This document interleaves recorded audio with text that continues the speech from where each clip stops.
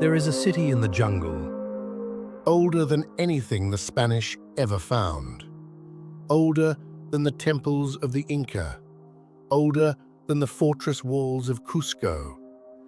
It was built on a mountain ridge, hidden beneath a canopy so dense that sunlight barely reaches the stone. For nearly 4 centuries it waited.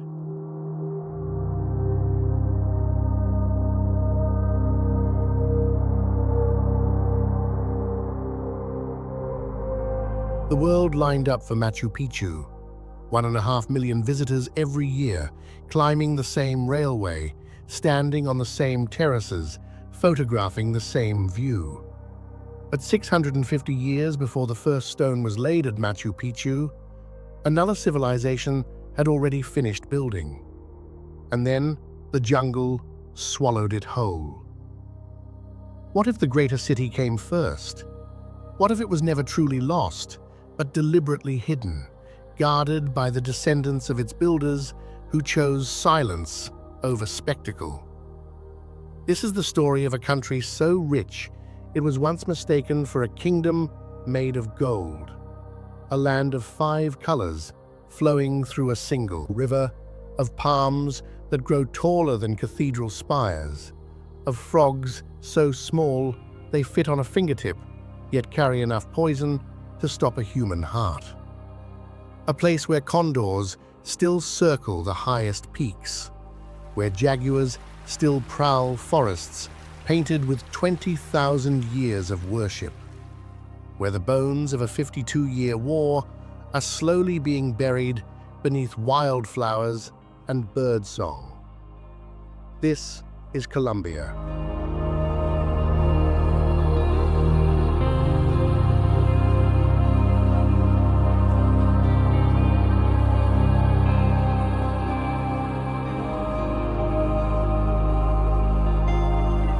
It is the second most biodiverse country on Earth, home to more bird species than any other nation. 1,954 at last count, roughly 1 in every 5 birds on the planet. More orchid species than anywhere else, over 4,200. More butterfly species than any country has ever recorded.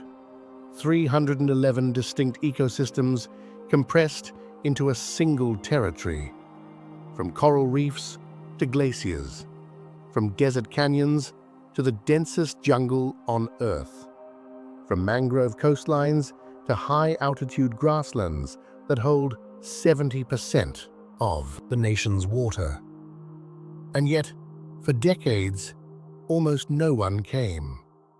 Colombia was a name tied to headlines, to violence, to fear. The world looked away. And while it looked away, something remarkable happened. The land began to heal.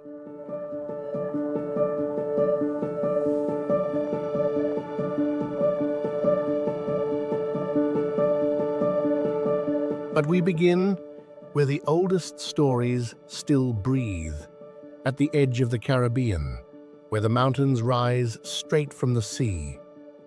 The Sierra Nevada de Santa Marta is the highest coastal mountain range on Earth. Its twin peaks, Pico Cristobal Colón and Pico Simón Bolívar, reach 5,775 meters into the sky, just 42 kilometers from the shore. No other place on the planet rises this steeply from the ocean. 9 distinct biomes stacked on top of one another, from tropical beach to permanent glacier, in a distance you could drive in half an hour if the road existed. It does not. 3,000 plant species grow on these slopes, 440 bird species nest in its forests, including 20 found nowhere else on Earth. In 2013, a study by the International Union for Conservation of Nature declared it the single most irreplaceable park in the world for threatened species.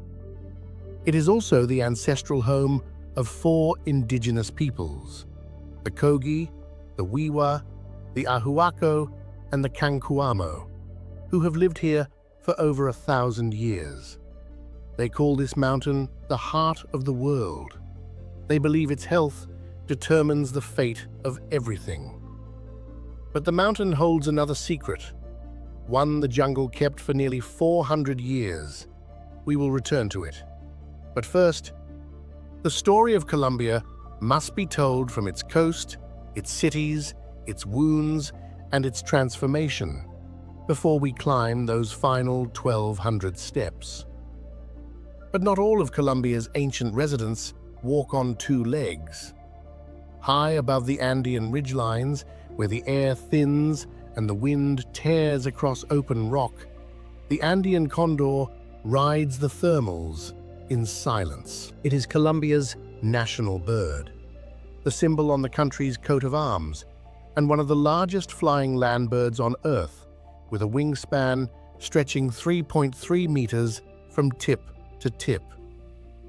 Yet in Colombia, the condor is vanishing. Fewer than 150 remain.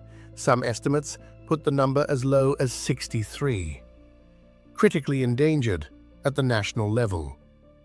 Poisoned by pesticides, shot by ranchers, losing habitat with every passing decade. For the peoples of the Andes, the condor has been sacred since at least 2,500 years before the Common Era, a messenger between the earthly world and the divine, the carrier of the sun across the sky. And still it circles, fewer now, but still present, still watching from heights where no human voice can reach, a creature that has outlived empires and may yet outlive one more. At the foot of the Sierra Nevada sits Santa Marta, the oldest surviving city in Colombia.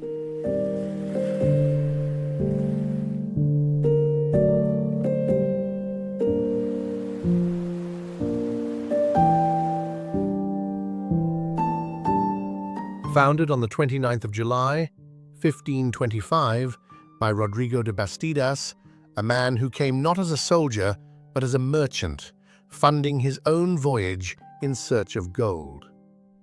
It is a city built on contradictions. The gateway to paradise and the port of plunder. The place where Simón Bolívar, the great liberator of South America, came to die. He passed here on the 17th of December, 1830, of tuberculosis, in a colonial hacienda called the Quinta de San Pedro Alejandrino. His bedroom clock still marks the hour of his death. Santa Marta does not shout its history, it carries it quietly, in the salt air, in the crumbling plaster, in the fishing boats that still set out at dawn just as they did 5 centuries ago. But travel southwest along the coast, and the story grows louder. Cartagena de Indias. Founded the 1st of June, 1533, a UNESCO World Heritage Site since 1984, and one of the most heavily fortified cities the Spanish ever built. Its walls stretch 11 kilometers around the old city, coral stone, cut by enslaved hands, begun in 1586 after Sir Francis Drake's devastating raid, and not completed until 1796. 200 years of construction to protect the gold flowing out and to imprison the people flowing in. Cartagena was the principal slave trade port in all of Spanish South America.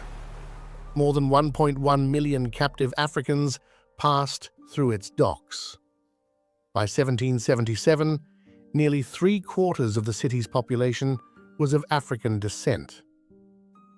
Above the harbor looms the Castillo San Felipe de Barajas, the most formidable fortress the Spanish built anywhere in the Americas. Its tunnels were engineered to amplify the sound of enemy footsteps. A fortress designed not just for defense, but for listening. Yet even here, resistance took root. Just south of the city, in the foothills, a community of escaped enslaved people built a village called San Basilio de Palenque. It became the first free African territory in all of Latin America. Its language, Palenquero, is the only Spanish-based Creole still spoken on the continent. Palenque's traditions run deep. Its music, bularengue and champeta, carries rhythms that trace back to West Africa. Its medicinal practices blend indigenous and African knowledge systems.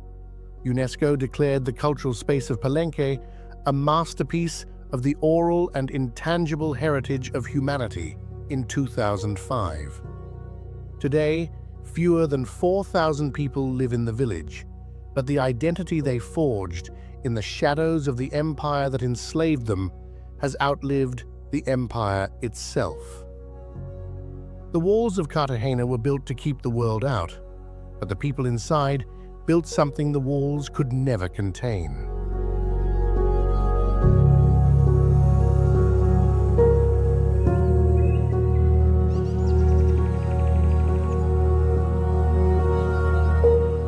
Deeper into the interior, the land rises, the air cools, and the story shifts from coast to mountain. Bogotá sits at 2,640 meters above sea level, the third highest capital city in the world.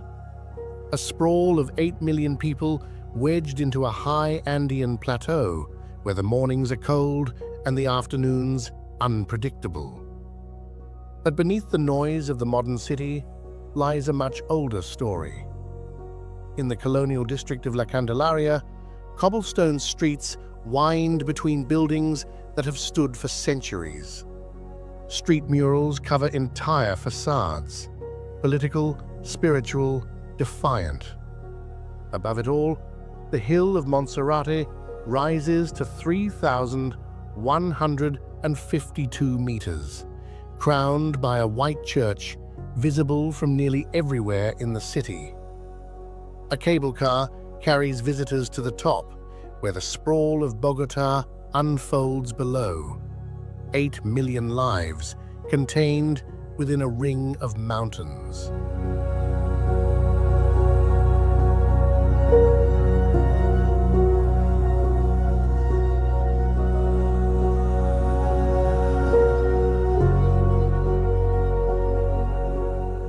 North of Bogotá, the land drops into a valley of salt. The town of Zipaquirá sits above a halite deposit formed 250 million years ago. The Muisca people mined salt here since the 5th century before the Common Era. Today, 180 meters beneath the surface, a cathedral has been carved from the living rock.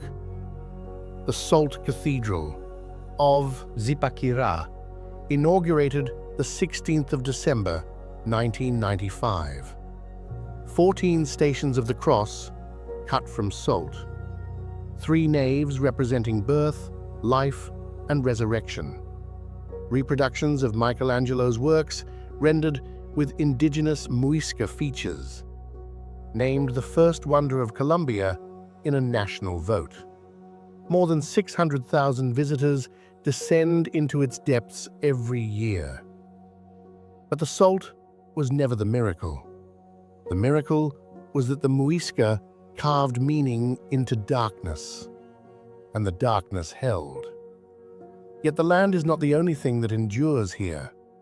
In the cloud forests of the western Andes, at elevations between 500 and 3,800 meters, another ancient resident moves through the mist. The spectacled bear, the only bear species native to South America, the animal that inspired Paddington, though the stories placed him in Peru.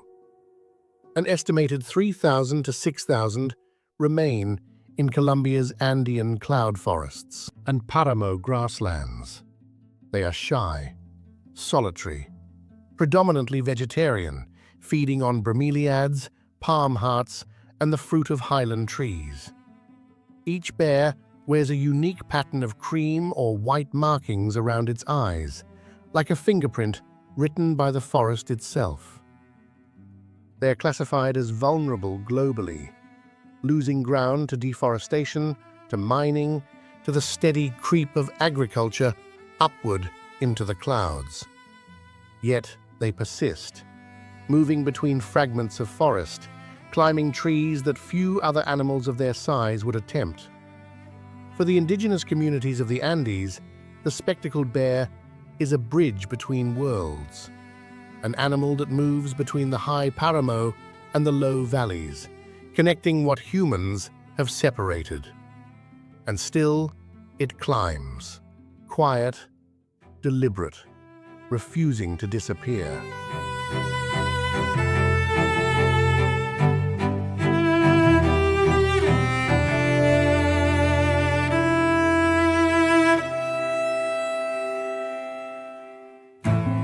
South of Bogota, the three great cordilleras of the Andes fan outward like the fingers of an open hand. And nestled between them, on steep green slopes, where clouds settle like cotton, lies one of the most distinctive agricultural landscapes on Earth, the coffee cultural landscape, inscribed as a UNESCO World Heritage Site in 2011. Spanning the departments of Caldas, Quindío, Risaralda, and Valle del Cauca, a region the Colombians call the Eje Cafetero, the coffee axis. Colombia is the world's third largest coffee producer and the leading grower of Arabica beans, the variety prized for its smoothness and complexity. Roughly 11.5 million bags are harvested each year, almost all of it by hand, on small family plots carved into slopes exceeding 25% grade.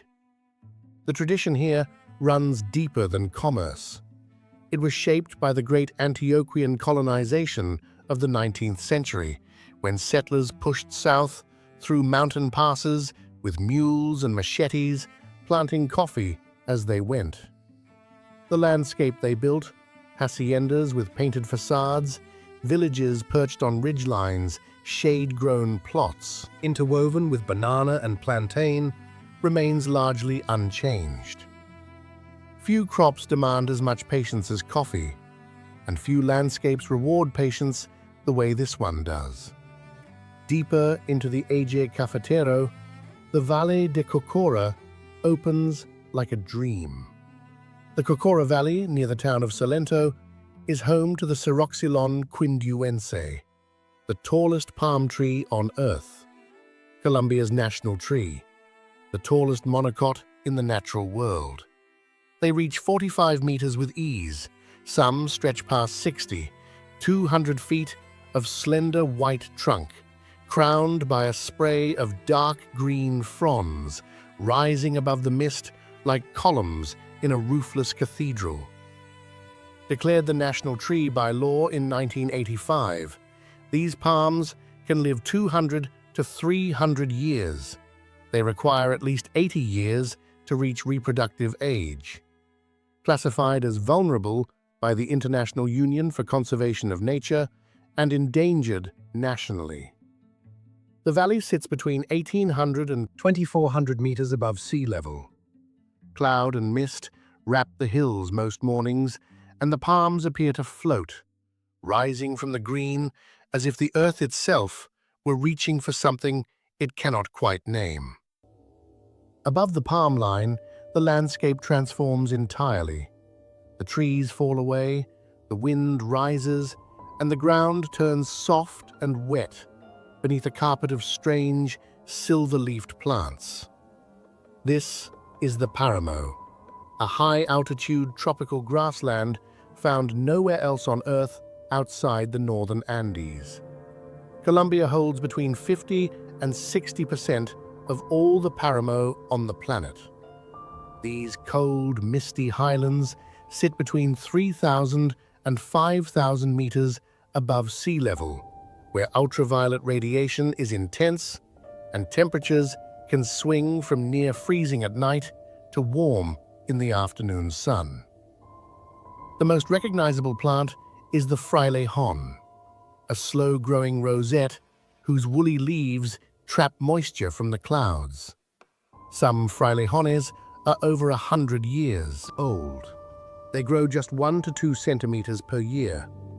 Fields of them stretch across the hilltops like an army of quiet sentinels, turning the landscape into something from another world entirely. The Paramos provides 70% of Colombia's potable water. Every river that flows from these highlands, feeding farms, cities, and hydroelectric dams, begins as condensation on a frailejon leaf. The entire country drinks from these cold, silent grasslands, and most Colombians have never seen them. Yet the Paramos are threatened by mining, by cattle grazing, by the slow upward creep of the agricultural frontier, the very source of a nation's water, retreating higher with every passing year. East of the coffee hills, the landscape fractures. The green gives way to red.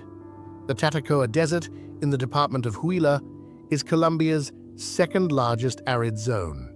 330 square kilometers of labyrinthine canyons and eroded pillars. Not a true desert, technically, a tropical dry forest, baked and sculpted by time. It splits into two distinct worlds. El Cuzco, where iron and manganese have stained the rock in deep ochre and burnt red, carving formations that look like the surface of Mars.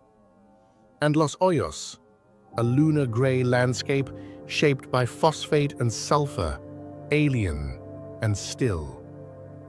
Beneath this rock lie the bones of creatures that lived here 12 million years ago. Giant sloths, armadillos the size of small cars, turtles larger than dining tables. One of the most significant paleontological sites in the Americas, buried beneath a sky so clear and so dark that both hemispheres of stars are visible on the same night. The Tatacoa Astronomical Observatory offers nightly stargazing just 3 degrees north of the equator. In a country of mountains and jungle and rain, here, the sky is the landscape.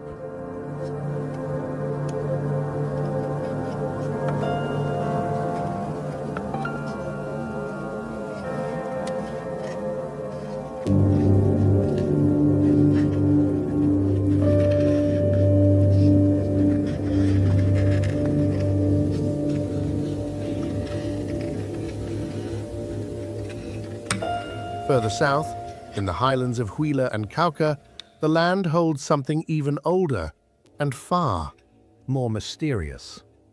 The San Agustin Archaeological Park, a UNESCO World Heritage Site since 1995, contains the largest collection of pre-Columbian megalithic funerary sculptures in South America.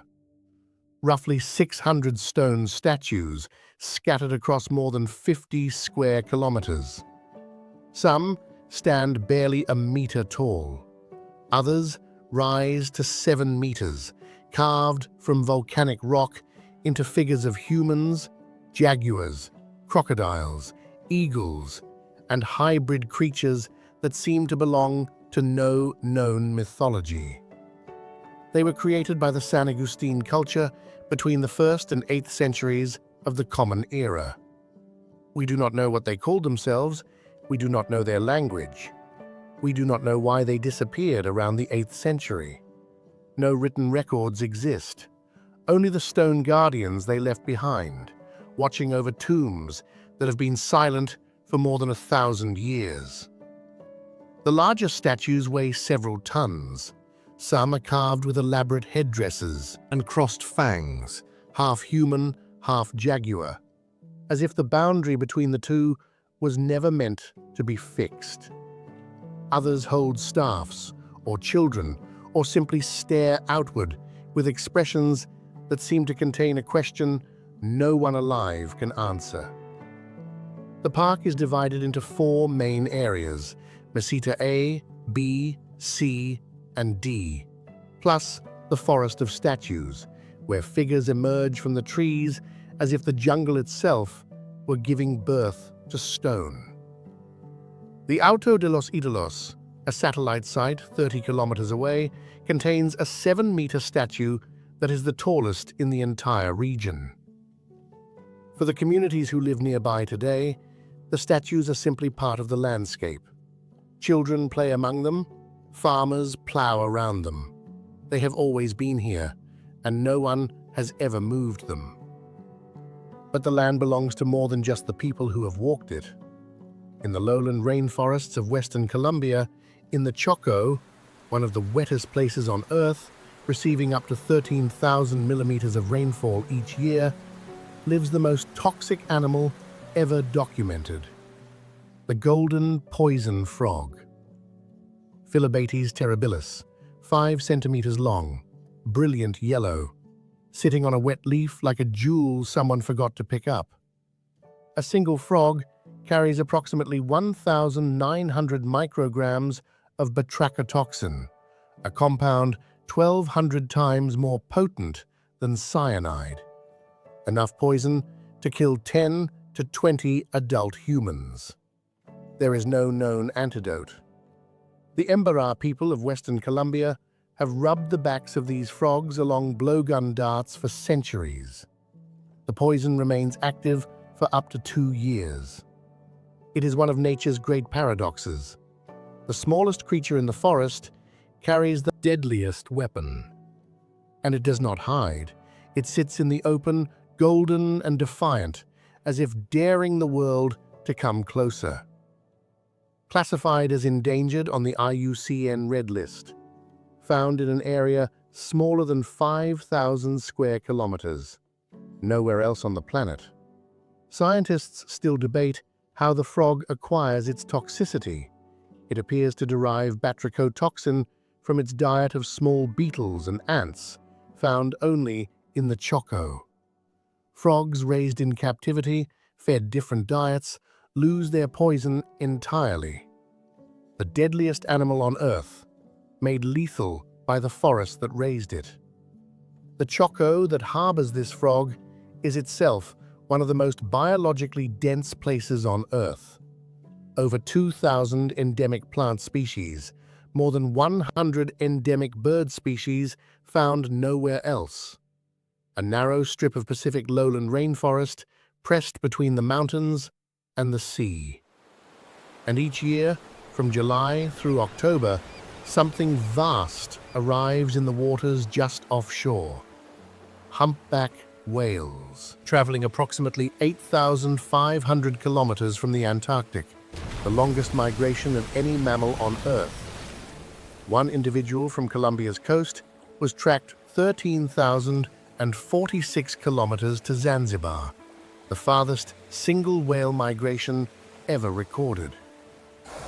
They come to breed, to calve, to raise their young in the warm Pacific waters off Nuquí, Bahia Solano, and the inlet of Ensenada de Utria National Park, a place the biologists call the whale's delivery room. Mothers and calves swim in the shallows, protected by the narrow inlet from the open ocean's swells. The males breach and sing, their songs carrying through the water for hundreds of kilometers, frequencies too low for the human ear to fully process, too deep to ignore. For the Afro-Colombian and Embera communities who live along this coast, the arrival of the whales marks the turning of the year, a rhythm older than any calendar, a migration that has continued for as long as anyone can remember, and long before. The fishermen know the whales by their markings. The mothers return to the same bays year after year, and the people watch, as they always have.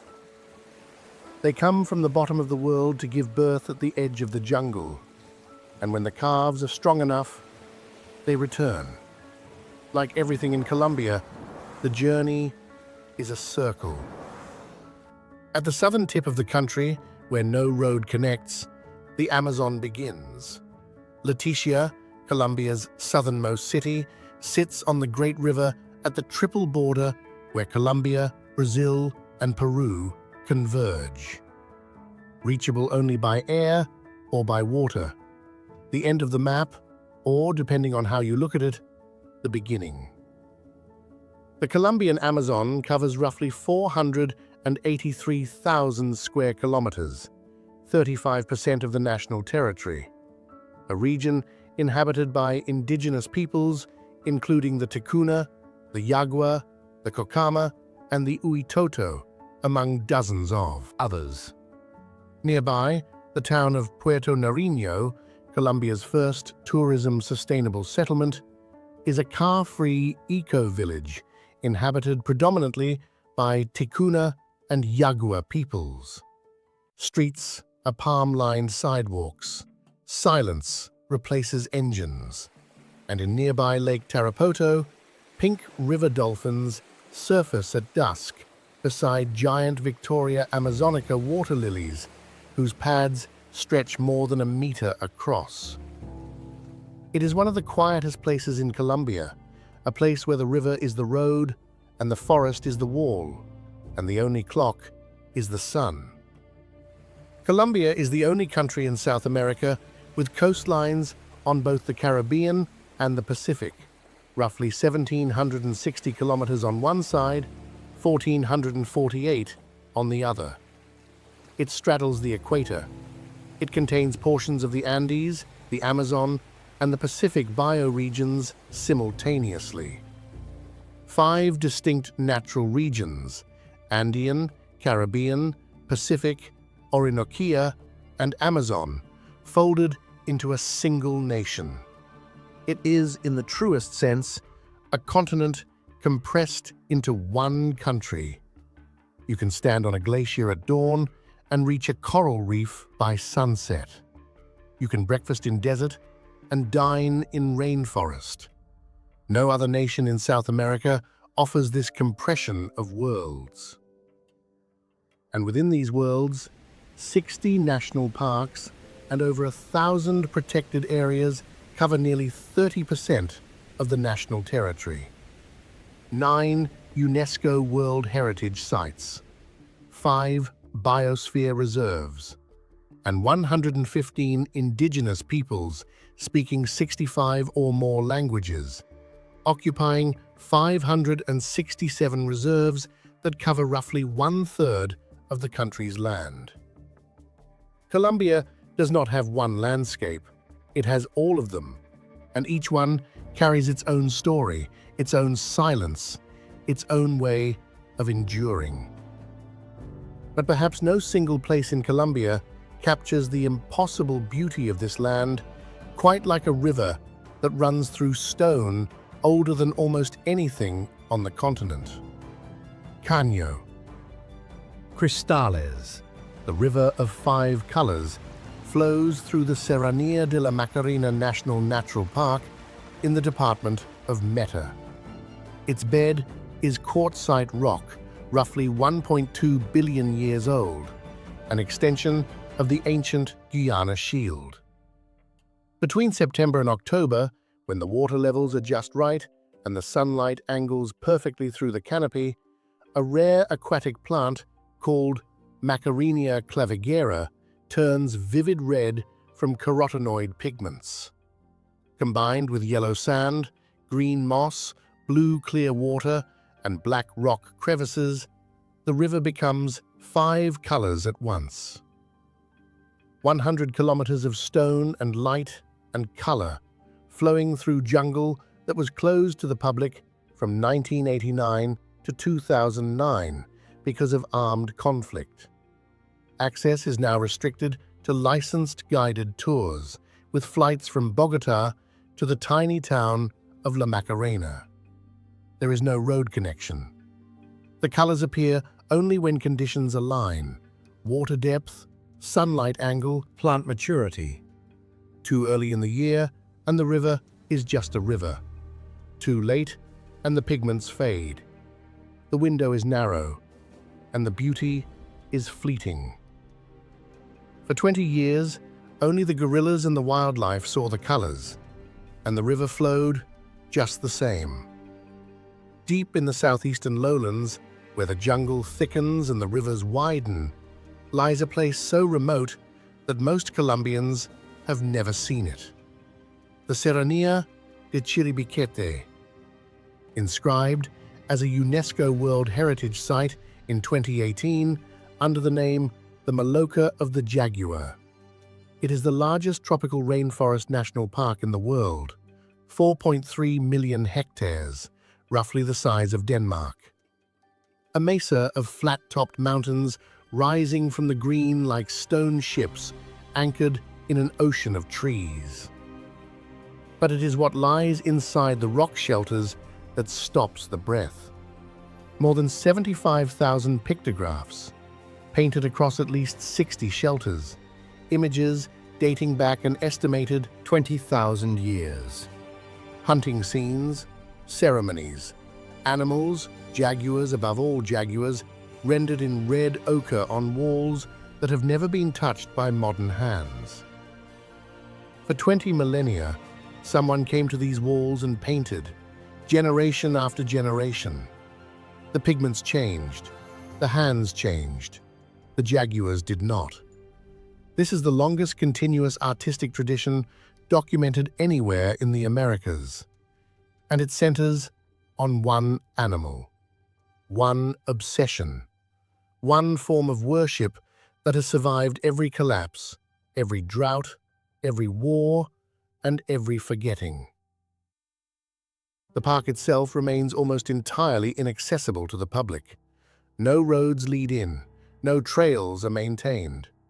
The Colombian government has deliberately restricted access to protect both the paintings and the uncontacted indigenous groups believed to still live within its borders. What is known comes from aerial surveys, satellite imagery, and the handful of archaeological expeditions permitted over the decades. 4.3 million hectares, a territory larger than most European countries, and at its heart, the oldest conservation between humans and jaguars, still legible on the stone.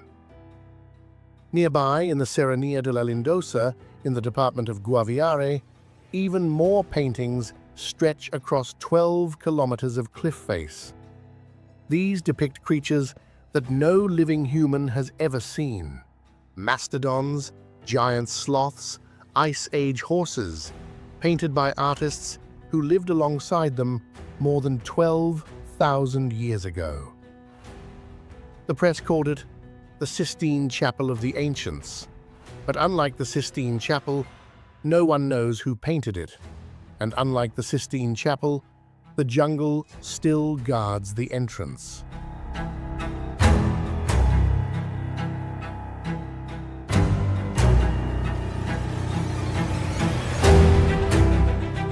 But Colombia is not only a land of ancient silence, it is also a land of reinvention. And nowhere is that reinvention more visible than in a city nestled in a valley of eternal spring. Medellin, once the most dangerous city in the world. In 1991, at the height of the cartel wars, the homicide rate reached 395 per 100,000. Neighborhoods were no-go zones. The name itself was a warning. The violence was not abstract. It was daily. It was on every corner. Entire communities lived under siege, not from foreign armies, but from within. And then, slowly, deliberately, the city rebuilt itself from the ground up. By 2023, the homicide rate had fallen to 13 per 100,000. Poverty dropped from 37% to under 10. The transformation was not just statistical, it was physical, visible, tangible. In 2004, the metro cable system was inaugurated, the first integration of cable cars into a public metro system anywhere in the world.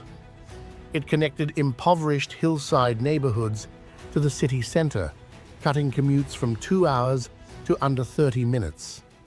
Suddenly, the people the city had forgotten could reach the city that had abandoned them. In Comuna 13, once the most dangerous neighborhood in all of Colombia, a key corridor for drugs and arms, outdoor escalators now carry residents up hillsides that once required 35-minute climbs. The journey takes 6 minutes. The walls are covered in murals. The silence of fear has been replaced by music. In 2013, Medellin was named the most innovative city in the world by the Wall Street Journal, Citigroup, and the Urban Land Institute. A city that once made the world look away, made the world look again. Libraries were built in neighborhoods that had never had a public building. Parks were planted in places where rubble once lay. The botanical garden became free. Schools were woven into the hillside, and the city invested not in walls or fences, but in mobility, giving its poorest citizens the ability to move freely through the city they had always lived in, but never truly reached. The philosophy was simple. If the city had failed its people, then the city itself must change, not the people. Transformation is not the same as forgetting. Medellin does not hide what it was. It builds on top of it, like sediment, like stone.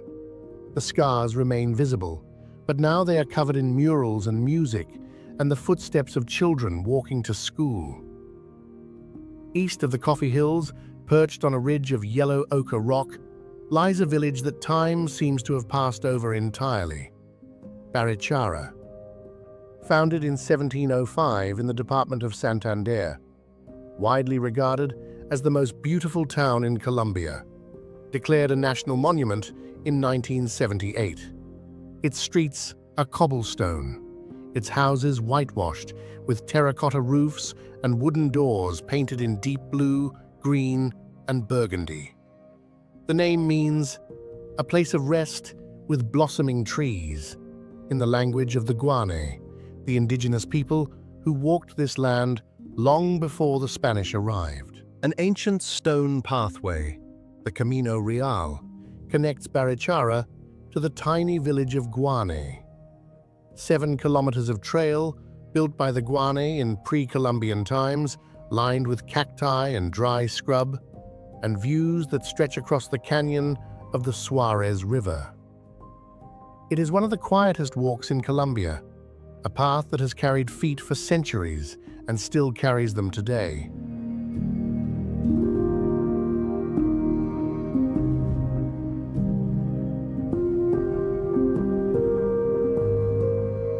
But to understand what Colombia has become, you must first understand what it survived. The armed conflict began in 1964 with the creation of the FARC. It lasted over 52 years, one of the longest wars in the Western Hemisphere. A war fought not between nations, but within one. In jungles and mountain passes and village squares.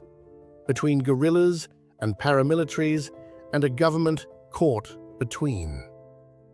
The peace agreement was signed on the 24th of November 2016 between President Juan Manuel Santos and FARC commander Timochenko after 4 years of negotiations in Havana. 6,804 fighters laid down their arms. 8,994 weapons were turned in. Santos received the Nobel Peace Prize. The aftermath has been nothing short of remarkable. Foreign visitors rose from 2.9 million in 2014 to a record 5.9 million in 2023. New species discoveries tripled from roughly 53 per year to 178, as former conflict zones opened to scientists for the first time in decades. In the Serranía de la Macarena alone, researchers documented species that had never been classified. In the forests of Graviare, 12 kilometers of prehistoric cave paintings were revealed for the first time to the world. In Caqueta and Putumayo, rivers that had been unreachable for decades were surveyed, yielding new frogs, fish, and orchids that had been quietly evolving in the silence of conflict. Colombia now holds 9 UNESCO World Heritage Sites, 6 cultural, 2 natural, and 1 mixed. It has won Best Destination in South America at the World Travel Awards multiple years running. The country that was once defined by what it lost is now being defined by what it found. The guns fell silent, and the birds came back. The frogs came back. The scientists came back, and slowly, so did the world. But the oldest story in Colombia was never about war or gold or cities. It was about the mountain and the people who never left it. The Kogi, the Wiwa, the Arhuaco, the Cancuamo. 4 indigenous peoples, approximately 90,000 strong, direct descendants of the Tairona, the civilization that built the city in the jungle 1,200 years ago. When the Spanish arrived, the Tairona resisted for nearly a century. Disease, smallpox, and measles did what conquest could not. The cities were abandoned. The jungle reclaimed them. But the survivors did not vanish. They climbed higher, deeper into the Sierra Nevada, and they stayed. The Kogi are the most traditionally preserved of the 4 groups, governed by priests called mamas, some of whom spend the first 30 years of their lives in total darkness, learning to attune to what they call a luna, the spiritual dimension of cosmic consciousness.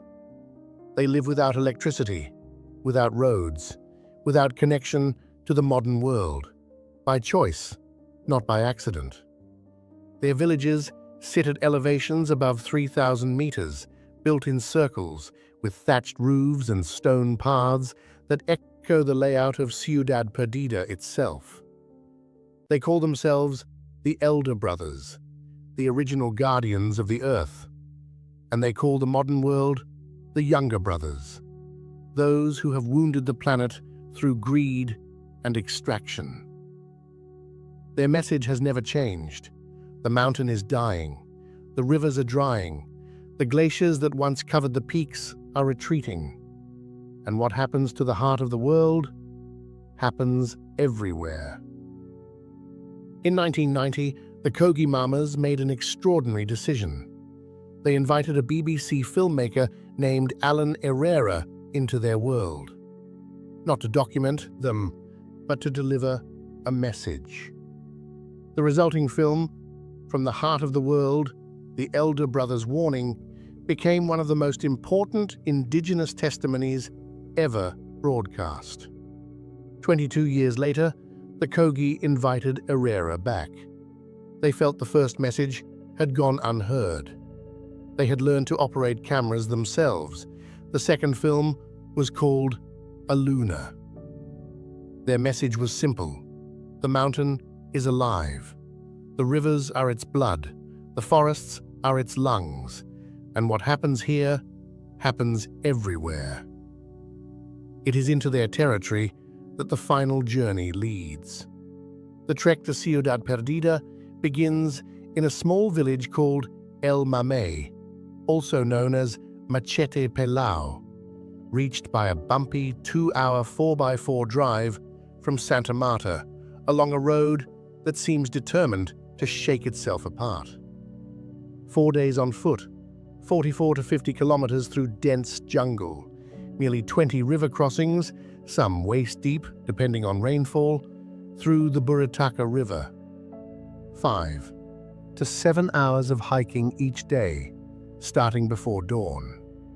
There is no road, no railway, no cable car, no helicopter landing pad. The only way in is to walk. The trail climbs steeply, then drops, then climbs again. The air is so humid it clings to the skin. The mud is ankle-deep in places. The river must be forded again and again, each crossing colder than the last, the current pushing against the legs, the stones slippery beneath the feet. The camps at night are simple, hammocks strung beneath thatched roofs. The sounds of the jungle pressing in from every side. Cicadas, frogs, the distant crash of water over rock. The trail climbs and drops through walls of green. Howler monkeys call from the canopy. Morpho butterflies drift across the path in flashes of electric blue. The air is thick with moisture. The jungle hums at frequencies that sink into the bones. And then, on the morning of the third or fourth day, the path narrows, the river bends, and the first stones appear. 1,200 stone steps, ancient, narrow, slick with moss and rain, and the memory of 10,000 feet that climbed them before. This is the final ascent to Ciudad Perdida. The steps were carved by the Tairona more than 12 centuries ago. They rise steeply from the Buritaca River through a corridor of jungles so thick the sky is barely visible. 20 to 30 minutes of climbing, each step worn smooth by time and water and the weight of pilgrims, both ancient and modern. And then the canopy breaks, the mist parts, and the terraces appear. Ciudad Perdida, the lost city, Tairona, as the Kogi still call it. Founded around 800 of the Common Era, 650 years before Machu Picchu, built by the Tairona civilization on a steep mountain ridge at an elevation of roughly 1,150 meters. At its peak, it housed between 2,000 and 8,000 people, a city not of conquest, but of cultivation, of trade, of spiritual practice. 169 stone terraces carved into the mountainside, distributed across 8 separate sections. Over 200 structures identified, circular living spaces, 5 to 8 meters in diameter, arranged around communal plazas, connected by cobbled roads and stone staircases. Retaining walls rising up to 12 meters to stabilize the slopes. Drainage canals engineered to collect rainwater and prevent erosion. Stone bridges spanning the gaps between levels. And this is only what has been uncovered. Only an estimated 10% of Ciudad Perdida has been properly excavated. 90% remains beneath the jungle, hidden, waiting, as it has waited for centuries. The city was likely abandoned between 1580 and 1650, as the Tairona population collapsed under the twin weight of Spanish violence and European disease. The jungle moved in. Roots split the stones. Moss covered the paths. The canopy closed overhead like a curtain drawn across a stage. For nearly 400 years, Ciudad Perdida existed only in the memory of the indigenous descendants who chose never to reveal it. Its rediscovery came not from archaeologists, but from treasure hunters. In 1972, a family of local looters, the Sepulvedas, were hunting in the jungle when they shot a wild turkey. While retrieving it, they noticed the bird had fallen on a series of stone steps rising up the mountainside. They followed the steps upward, one by one, higher and higher through the green, and stumbled upon an entire city that no outsider had seen in centuries. They called it Infierno Verde, green hell. But what they had found was the opposite, a place of order, of geometry, of intention, built by people who understood the mountain better than anyone who came after them. What followed was not wonder, but greed. The Sepulvedas began looting. Gold, figurines, and ceramic urns appeared on the black market. Rival gangs fought for control of the site. Violence erupted in the jungle, the same violence that had plagued Colombia for decades, replaying itself over stones that had been peaceful for 4 centuries. One of the Sepulveda sons was shot dead at the site. It took 4 years for archaeologists from the Colombian Institute of Anthropology to reach the city. Restoration began in 1976 and continued until 1982. The site was given the code name Buritaca 200. Today, roughly 25,000 visitors reach Ciudad Perdida each year. Compare that to Machu Picchu's 1.5 million. There are no trains, no hotels at the summit, no gift shops, only the stone, the mist, and the sound of the river far below. 5 authorized tour operators run the trek. A maximum of 150 visitors per day are permitted. The trail closes in September at the request of the indigenous communities, not by government order, but by tradition.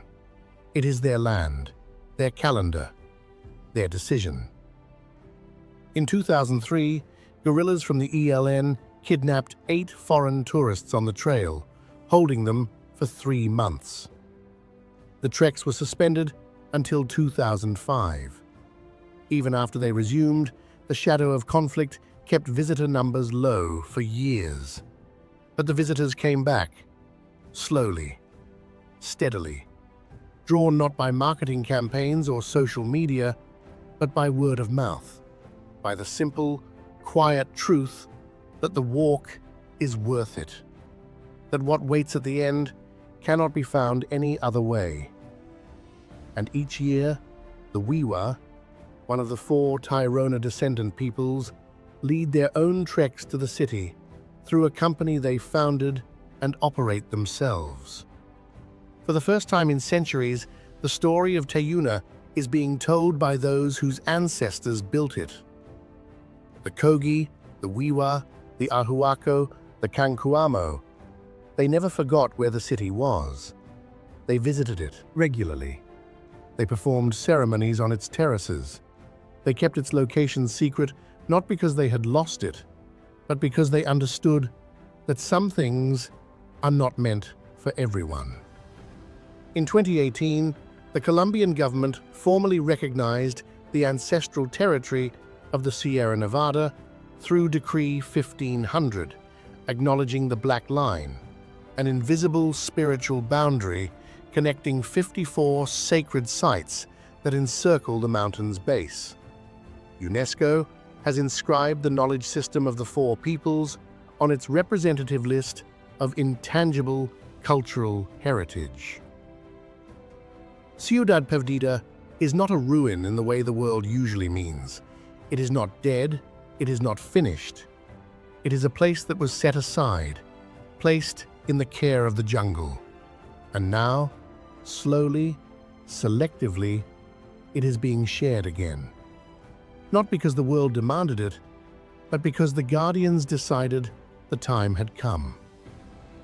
Machu Picchu was revealed to the world in 1911 by Hiram Bingham, an American historian, following local guides who already knew the way.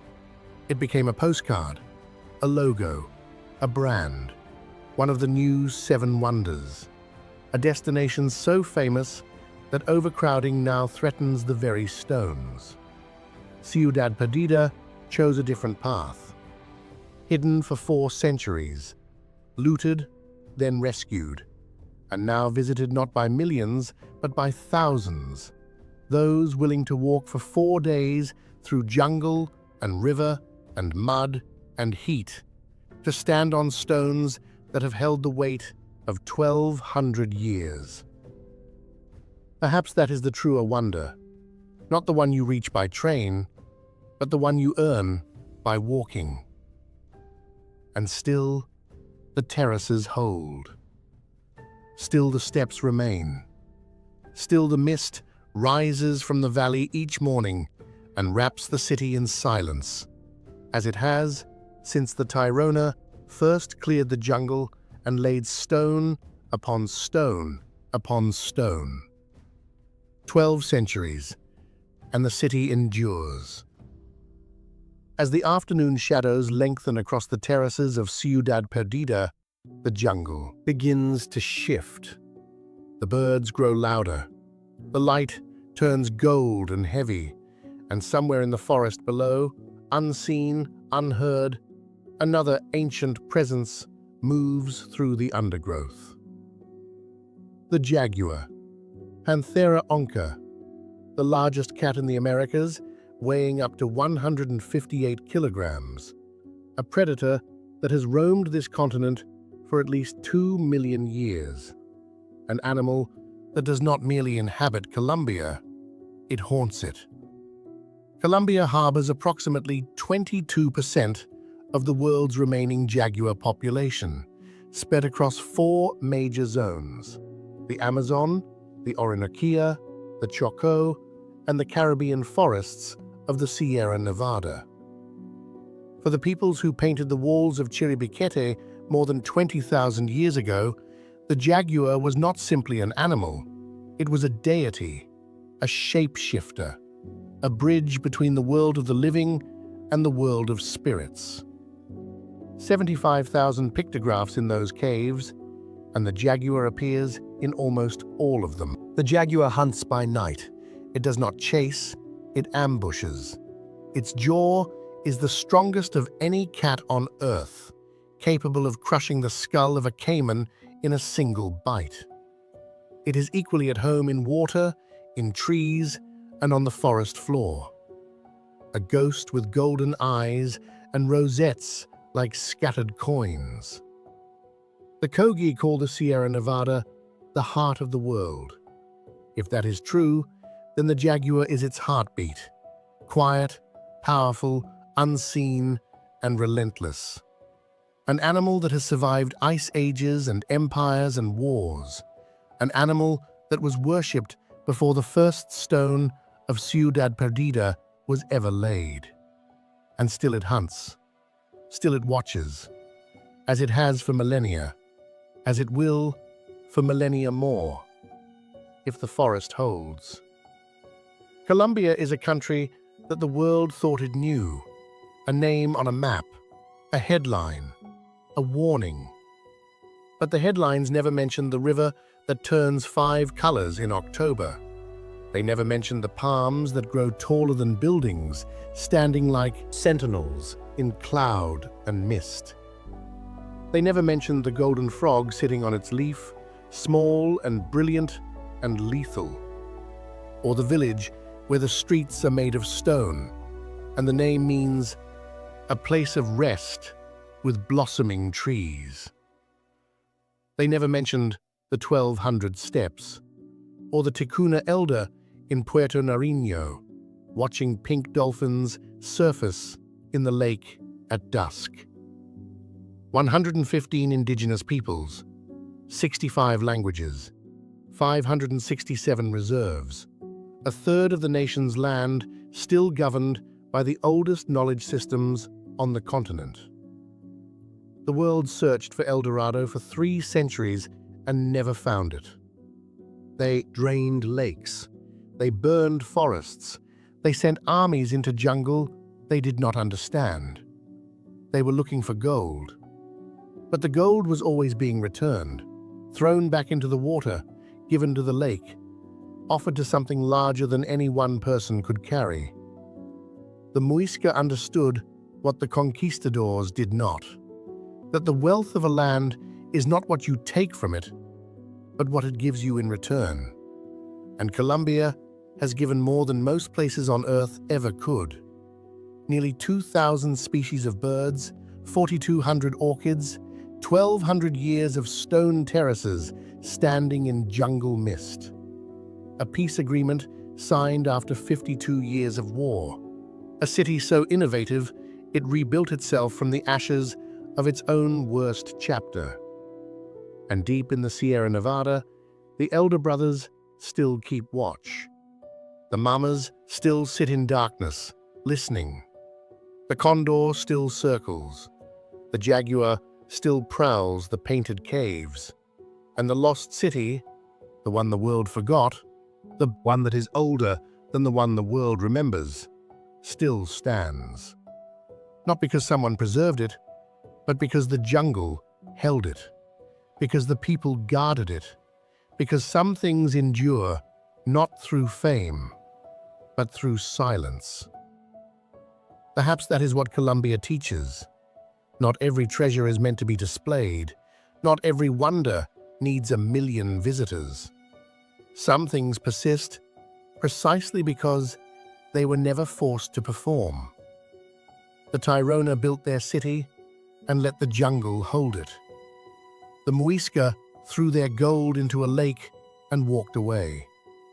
The Kogi retreated into darkness to learn how to see. The condor climbs to heights where it can be alone. The jaguar moves at night when no one is watching.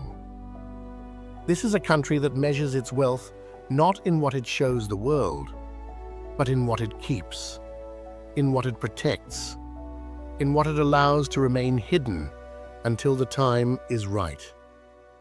The land endures. The people remain. The river still flows in 5 colors through stone that is older than memory. And somewhere in the jungle, the mist is rising. The steppes are waiting. The city breathes. If this journey moved you, subscribe to continue exploring the places the world forgot. Until the next journey, thanks for watching and see you soon.